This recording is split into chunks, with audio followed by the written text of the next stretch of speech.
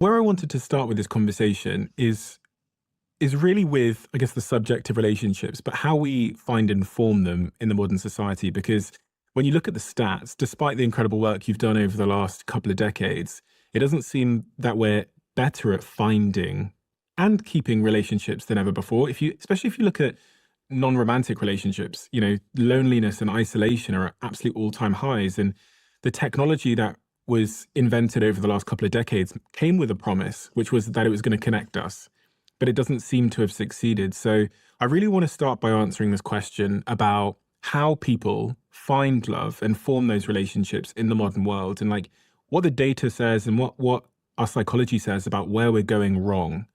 I had some independent research that I found that says, according to the US Census Bureau, nearly 50% of the US population are currently single. According to the 2023 survey by Pew Research, about 33% of men reported being single, followed by 28% of women.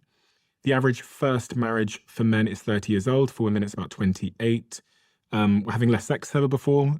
We're getting in relationships later than ever before.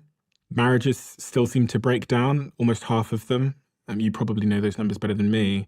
And almost half of people are using dating apps, but I think if you speak to anybody that uses a dating app, they feel like they're all having a bad time.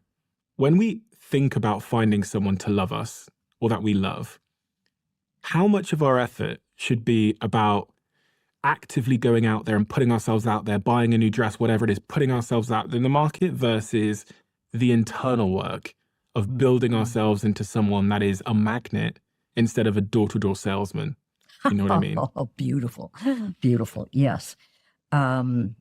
I love your thought about developing ourselves internally, because that's what goes wrong that makes dating apps so terrible.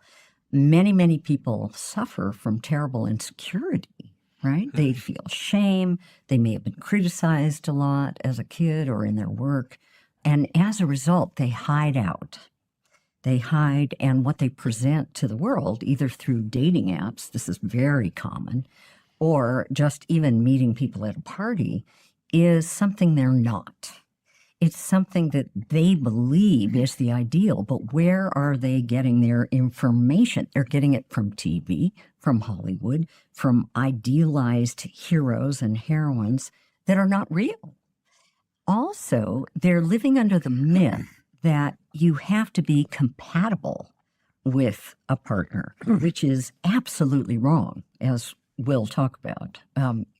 In other words, you have to have the same interests, the same values, maybe the same background, the same class you were raised in, and so on. All of that is wrong, interestingly enough. So when you talk about building that internal world, basically what you're saying is trust your own intuition, trust who you are. People will come to you if you are genuinely yourself.